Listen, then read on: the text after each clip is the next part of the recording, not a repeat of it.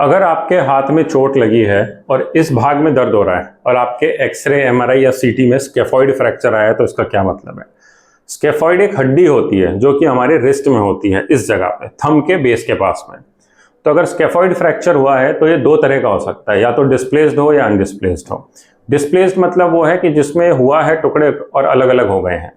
दूसरी तरह का होता है कि ये फ्रैक्चर हुआ और टुकड़े अपनी ही जगह पे हैं।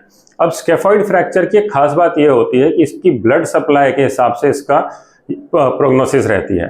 अगर फ्रैक्चर के टुकड़े हो गए हैं और ब्लड सप्लाई भी चली गई है तो कभी कभी ये जुड़ता नहीं है और एवेस्कुलर नेक्रोसिस में चला जाता है। एवेस्कुलर नेक्रोसिस का मतलब यह है कि ब्लड सप्लाई ना होने की वजह से हड्डी गलने लग जाती है, खराब होने लग जाती है।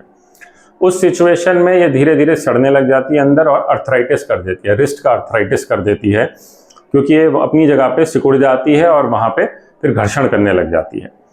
तो अगर आपके रिस्ट में सीटी स्कैन में, एमआरआई में या एक्सरे में स्केफॉइड फ्रैक्चर आया है तो पहले तो अपनी नज़दीकी डॉक्टर को दिखाइए। अगर ये अनडिस्प्लेस्ड फ्रैक्चर है, मतलब फ्रैक्चर हुआ है और अपनी ही जगह पर टुकड़े रखे हैं, तो ये धीरे धीरे जुड़ जाएगा। इसमें प्लास्टर की ज़रूरत होती है 6 से 8 हफ्ते के लिए जो रहता है नॉर्मली, या अगर अच्छे से जुड़ जाए तो कोई दिक्कत नहीं होती। लेकिन अगर कभी ब्लड सप्लाई चली जाए या डिस्प्लेस्ड फ्रैक्चर है या हमें लग रहा है कि ये अपने आप से नहीं जुड़ेगा, तो हमें कभी कभी इसमें सर्जरी भी करनी पड़ती है, जिसमें कि हम हेडलेस स्क्रू डालते हैं या वायर डालते हैं और इसको इसकी पोजीशन में बिठा देते हैं। अगर किसी कारण से ब्लड सप्लाई रिस्टोर नहीं हो पाए तो इसमें एवीएन का खतरा हमेशा रहता है, लेकिन वो हमें कुछ समय के बाद ही पता चलता है कि इसमें एवीएन हो रहा है कि नहीं, क्योंकि अगर एवीएन को समय पर ट्रीट नहीं किया तो उसमें फिर आगे चल के अर्थराइटिस के खतरे या लक्षण हो भी सकते हैं।